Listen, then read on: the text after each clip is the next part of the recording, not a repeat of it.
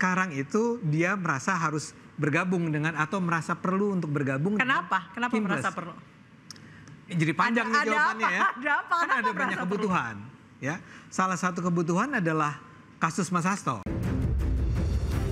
Ini kan adalah hal yang baik-baik yang memang semestinya dilakukan. Itu sehingga menurut saya ya kita akan tunggu semua yang hal baik yang akan terjadi dan berjalan. Sangat bagus. Negara sebesar Indonesia ini berangkulan, persatuan itu akan memberikan sebuah kekuatan yang baik dalam rangka pembangunan nasional kita karena stabilitas politik. Loh, apa urusannya aku mesti masuk ke Kim atau saya nggak masuk ke Kim? Gile. Ayo tepuk tangan yang hebat ngono loh. Di dalam sistem presidensial itu kan kita tidak mengenal kompetisi, tetapi ada fungsi-fungsi penyeimbang, ada check and balances. Dalam waktu dekat gitu Pak pertemuannya.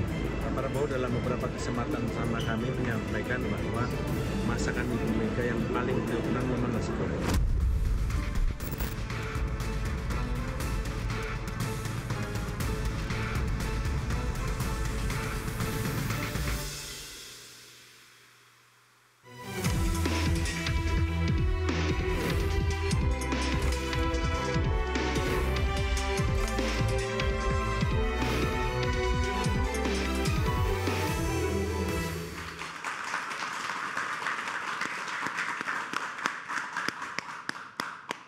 Pemirsa, wacana pertemuan Presiden Prabowo Subianto dengan Ketua Umum PDI Perjuangan Megawati Soekarno Putri ini kembali mencuat. Dan pemicunya adalah video viral bincang santai antara Megawati dan Puan Maharani saat perayaan Hari Ulang Tahun PDI Perjuangan ke-52. Berbeda arah politik di pemilu 2024, mungkinkah Prabowo dan Megawati bertemu dan jika terjadi, apa dampaknya bagi perpolitikan Indonesia? Bersama saya Anisha Dasuki. Dan saya Aryo Ardi, pemirsa inilah interupsi menanti jamuan nasi goreng Prabowo dan Mega. Untuk membahasnya, apakah nasi goreng, apakah tempe mendoan? Atau capcay lagi. Atau capcay, atau menu lainnya sudah ada bersama kami. Di sebelah kanan saya ada Aryo Seno, jubir dari PDI Perjuangan. Selamat malam Mas Seno. Malam, terima kasih Pak. Dan di sebelahnya ada Emrus Sihombing, pengamat politik. Selamat malam. Malam. Dan di sebelah kiri saya ada Bang Hendar Samarantoko, Ketua Umum Lingkar Nusantara. Selamat malam Bang Hendar. Selamat malam. Dan Bang Ade Amando, politisi dari PSI. Selamat malam Bang Ade. Malam. Dan mahasiswa-mahasiswi dari Universitas Bakri, Jakarta. Selamat datang. Baik, sebelum kita bertanya apa menunya, nasi goreng, capcay atau tempe mendoan, saya tanya dulu ke Mas Seno, jadi kapan? Langsung pertanyaannya teknis ya, kapan? Tetapi memang kalau kita melihat dinamika wacana ini kan bukan wacana yang baru sebetulnya Mbak. Dari dulu setelah Pilpres juga sudah cukup banyak pewacanaan tentang pertemuan Pak Prabowo dan Bu Mega ini. Sebelum Pilpres. Muncul, bahkan sebelum Pilpres ya. Artinya ini bukan sesuatu yang baru dan memang kalau melihat milestone sejarah panjang Pak Prabowo dan Bu Mega, kita bisa melihat hubungannya memang sangat baik. Lalu jadi kendala apa Mas? Oh enggak ada kendala yang berarti. Jadi akan bertemu minggu ini? Pasti akan terjadi. Saya bisa pastikan bahwa pertemuan itu nanti pasti akan terjadi. Tetapi teknisnya kapan ini yang sedang kita sesuaikan. Bulan ini. Tetapi yang pasti. Nggak boleh jawab. Tapi yang pasti satu gitu ya. Kalau selama ini meskipun belum ada pertemuan secara langsung antara beliau berdua, tetapi komunikasi multi layer terus terjadi. Di PDI Perjuangan sendiri kami punya kader-kader terbaik yang menjadi utusan komunikator. Misalnya dalam berkali-kali kesempatan terbuka ada Mas Ahmad Basarah, ada Pak Pramono Anung, ada Pak Oli Dondo Kambe, termasuk Ketua DPR RI Mbak Puan Maharani yang dalam tugasnya sebagai Ketua DPR harus terus intens komunikasi dengan eksekutif termasuk Presiden. Oke, saya ke Bang Emrus. Terjadi terus komunikasi. Baik, Bang Emrus, ini PDIP kok masih jual mahal sih? Padahal kan TAP MPRS 33 tahun 67 udah dicabut. Undang-undang MD3 tidak diganggu-gugat, akhirnya Mbak Puan tetap jadi Ketua DPR. Apa yang menjadi latar belakang PDIP kok kayak jual mahal? Baik, saya pikir bukan soal jual mahal atau... Apa karena masih ada keberadaan atau bayang-bayang presiden sebelumnya? Oh, boleh jadi kalau itu ya. Karena bagaimanapun historikalnya kita lihat ada gangguan. Kalau itu dibuat jadi suatu pemikiran, saya kira bisa dibenarkan. Karena pada saat Pilpres kemarin terus terang menabrak konstitusi kan. Gangguan itu persepsi atau fakta Bang Emrus? Fakta. Ketika keputusan Mahkamah Konstitusi. Gitu ya. Artinya gini, Mahkamah Konstitusi kan memutuskan boleh di bawah 40 tahun gitu kan. Itu dibuat seperti itu. Ya. Padahal peraturan kita tidak boleh seperti itu. Mahkamah Konstitusi memutuskan itu. Oleh karena itu bahwa PDI Perjuangan adalah partai yang konstitusional. Coba kita lihat keputusan Mahkamah Konstitusi, dua yang ditabrak yang mendasar di Republik ini, yaitu ideologi Pancasila, sila kelima dari Pancasila, keadilan sosial bagi seluruh rakyat Indonesia. Masa hanya kepala daerah yang boleh, presiden saya dengan Adi Armando nggak bisa jadi presiden? Menabrak. Selain itu, yang ditabrak konstitusi, Mahkamah Konstitusi menabrak konstitusi, yaitu apa? Alinea keempat daripada pembukaan Undang-Undang Dasar 45 dikatakan, maka disusunlah negara kesatuan Republik Indonesia berdasarkan ketuhanan yang Maha Esa, yang terakhir keadilan sosial. Jadi artinya apa? Kalau dengan katakanlah dengan Jokowi, saya kira ini bisa bermasalah gitu ya, karena satu inkonstitusional, karena Pak Jokowi begini mengatakan, ketika ditanya anak bapak mau maju, lalu Pak Jokowi mengatakan begini, saya sebagai orang tua hanya merestui. Padahal fungsi orang tua tidak hanya merestui saja, menegur, memarahi, mengarahkan, melarang. Tidak hanya katakanlah merestui. Ini makna dari sudut komunikasi adalah saya mendukung. Ceritanya sekarang masih ngambek nih. Artinya kalau dengan Jokowi saya pikir iya. Jadi tetapi dengan Prabowo PDIP masih menghitung faktor Jokowi, manfaat dan mudaratnya lebih besar. Bukan menghitung faktor Jokowi. Jokowi sudah masa lalu. Tapi peristiwa itu terjadi gitu ya. Tapi bagaimana dengan Prabowo? Saya kira historikalnya sangat bagus sekali.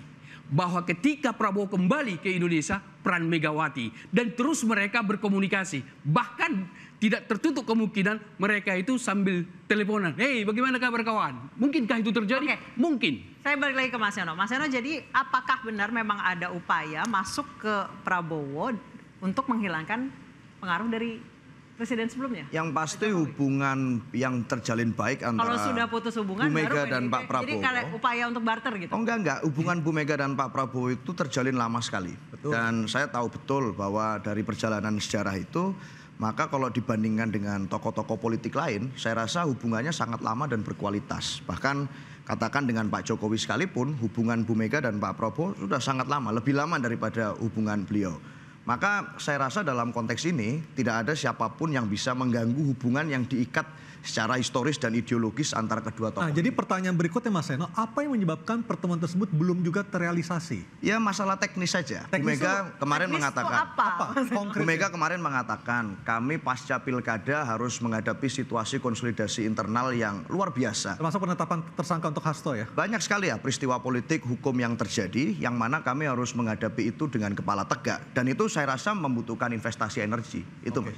Ya. Baik, saya ke Bang Hendarsam. Bang Hendarsam, dari Gerindra menurut saya yang saya lihat dari luar adalah lebih clear untuk soal rencana pertemuan ini. Nah sebenarnya Pak Prabowo sendiri arahannya seperti apa sih kepada kader-kader Gerindra untuk frontlinernya ya? Ada Bang Sumi Dasko dan yang lain-lain, termasuk Bang Hendarsam sendiri.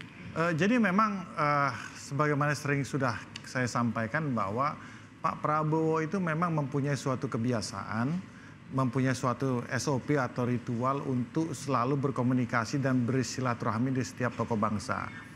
Jangankan dengan Bu Mega ya kan, dengan para pendukungnya saja. Saya ambil contoh di 2019 Mbak Neno Warisman, Ahmad Dhani pada saat itu didatengin loh rumahnya satu-satu kepada beliau, apalagi kepada Bu Mega ya.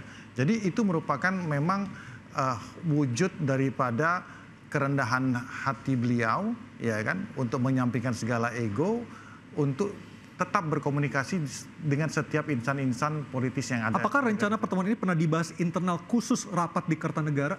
Secara khusus mungkin tidak. Oke. Tapi memang itu pasti ya, tidak ya? Iya, tapi memang artinya kan ini ada komunikasi secara parsial ya kan. Seperti tadi sudah disampaikan Bang Muzani ya, Sekjen Gerindra sudah diutus untuk ke Pak Prabowo oleh Pak Prabowo untuk ke Bu Mega untuk menyampaikan hal tersebut. Jadi sebenarnya memang hal tersebut khusus untuk di Gerindra memang sudah clear dan memang selama ini ada pernah omongan bergabung dengan koalisi? Hal yang berbeda tentang masalah itu. Karena begini, kalau kita melihat kan kalau masalah koalisi atau tidak, jadi pertemuan ini harus kita pisahkan dulu dengan masalah hal yang berbeda. Itu hal yang sangat berbeda menurut saya. Karena juga di satu sisi memang kita melihat kalau juga tidak ideal kalau semua harus bergabung. Kan seperti itu. PDIP juga merasa bahwa mungkin sudah hampir bisa dipastikan untuk menegaskan sikapnya untuk tetap berada di luar pemerintahan. Sebagai mitra strategis. Sebagai mitra strategis.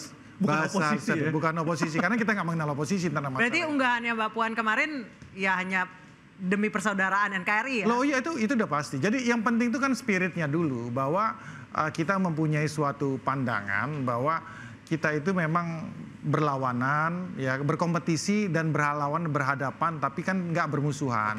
Itu yang pasti ya. Dalam setiap berhadapan ya kan kita melakukan suatu kompetisi, pertandingan dan lain sebagainya. Tentunya kalau kita analogikan dalam sepak bola ada tackle ya kan, ada keributan-keributan yang terjadi di pinggir lapangan, di tengah lapangan, itu wajar. Tapi ketika the game is over, ya pertandingan sudah selesai, peluk-pelukan ya, itu jiwa sportivitas itu yang bisa kita bawa ke dalam politik. Baik, saya balik lagi ke Mas Eno. Berarti hanya bertemu, tidak ada bahas koalisi? Ya pasti, artinya pertemuan pasti itu yang mana, Mas? pasti yang mana? bicara tentang kebangsaan dan kenegaraan. Itu saja. Dulu kan juga tuduhannya macam-macam tuh. Waktu pertama kali wacana pertemuan itu mau dilakukan, disebarkan di mana-mana, tuduhannya ke kami, wah nanti ini jadi pertemuan yang transaksional, nanti bicara tentang dapat tukar guling berapa kursi di kabinet dan seterusnya. Faktanya kami komit sampai hari ini, kami tetap mengambil suatu sikap politik yang menjadi mitra strategis. Artinya tidak berada pada posisi mengaminkan koalisi versi parlementer atau oposisi versi parlementer, tetapi kita menjalankan fungsi check and balance di DPR. Itu. Saya ke Bang Ade udah senyum-senyumnya dari tadi nih. PSI dan Pak Jokowi benar happy dengan rencana pertemuan Bu Mega dan Prabowo? Jujur loh. Enggak gini, kan kalau Anda mungkin merujuk pada pernyataan Pak Jokowi kan, ya itu kan namanya juga politisi, ya harus bilang bahagia dong. Mungkin nggak bilang bahagia ya. Jadi kalau itu yang dijadikan rujukan ya gitu ya. Anda ngerti lah maksud saya. Jujur Bang Ade. Jadi gini, jujurnya itu begini. Kan pertanyaan besarnya adalah kenapa pertemuan hendak dilakukan. Betul. Ya, saya termasuk orang yang kepengen bicara secara langsung saja. Jelas sekali bahwa PDIP memang kepengen ketemu. Ya. Dan kepengen ketemu tuh artinya kepengen diterima oleh Pak Prabowo dan yang ngebet ketemu nih PDIP ya, bukan Gerindra ya? Sekarang jadi udah kembali PDIP ya. Ketika kemarin itu seusai Pilpres, Gerindra sebetulnya ada harapan bahwa PDIP juga akan menjadi salah satu pihak yang datang bertemu dengan Pak Prabowo kan, tapi kan nggak ada. Ya, dan saya rasa itu adalah sebuah keputusan yang tepat juga kalau misalnya PDIP memang sedang berada memposisikan diri sebagai ya bukan oposisi lah, tapi berada di luar Kim. Mitra strategis bahasanya. Ya, nah itu yang saya bilang, statement kayak mitra strategis tuh buat saya, walaupun saya juga politisi ya, Itu saya politisi yang penghalusan kata-kata ya sebenarnya. Penghalusan kata-kata. Penghalusan kata-kata lah ya. Tapi sekarang itu dia merasa harus bergabung dengan atau merasa perlu untuk bergabung. Kenapa? Kenapa merasa perlu? Jadi panjang nih jawabannya ya. Ada apa? Kan ada banyak kebutuhan. Ya, salah satu kebutuhan adalah kasus Mas Hasto. Ya, itu satu. Kedua, menjelang Kongres. April ya? April. Oh itu April ya? Saya bahkan nggak tahu tuh bulan apa. April ya kira-kira. Dan Bu Mega menurut saya cukup harus berhati-hati dengan segala macam rumor tentang ada upaya untuk menggeser dia kan. Jadi salah satu yang bisa memproteksi dia saat ini adalah menurut saya, dugaan saya ini, mungkin saya salah, saya minta maaf kalau saya salah. Itu adalah kalau dia terlihat dekat dengan Pak Prabowo. Itu misalnya ya. Ini kan kita sedang menakar-nakar. Jadi menurut Anda di HUT PDIP kemarin Bu Mega memuji-muji Pak Prabowo itu salah satu alasannya? Supaya kelihatan dekat? Karena saya sebagai orang komunikasi selalu percaya nih, Bung Emrus kan juga orang komunikasi. Nggak ada pernyataan politik yang nggak ada tujuan. Nggak mungkin ada pernyataan sekedar bahwa nasi goreng lah diulang-ulang lagi ya tanpa tujuan hanya karena dia ingin mengenang-enang masa lalu. There must be a point there gitu ya. ada message-nya nih. Dan saya rasa message-nya ingin bilang ke kubu Kim ya, kubu Pak Prabowo, kita sekarang udah nggak lagi berada posisi bersih tegang ya. Kami bersedia nih untuk bicara, bertemu, dan melihat kemungkinan-kemungkinan baru dalam hubungan kita ini. Tapi sebelum saya selesaikan, saya ingin sebut satu hal masalahnya. Ada satu masalah, sebetulnya kalau hubungannya hanyalah antara kubunya Pak Prabowo dengan Bu Mega, itu nggak terlalu susah. Tadi persis dikatakan Seno bahwa masa lalunya juga nggak buruk-buruk amat, walaupun ada persoalan batu tulis dan segala macam ya. Tapi sebetulnya hubungannya not really that bad. Tapi bagaimana dengan Pak Jokowi? Baik, kita stop sampai di situ. Waduh. Lalu apa sebenarnya manfaat dari rencana pertemuan Bu Mega dengan Pak Prabowo untuk rakyat? Kita akan kembali. Sparring partner, mitra strategis. Yang pasti bukan oposisi. Yang pasti bukan oposisi. Interupsi segera kembali.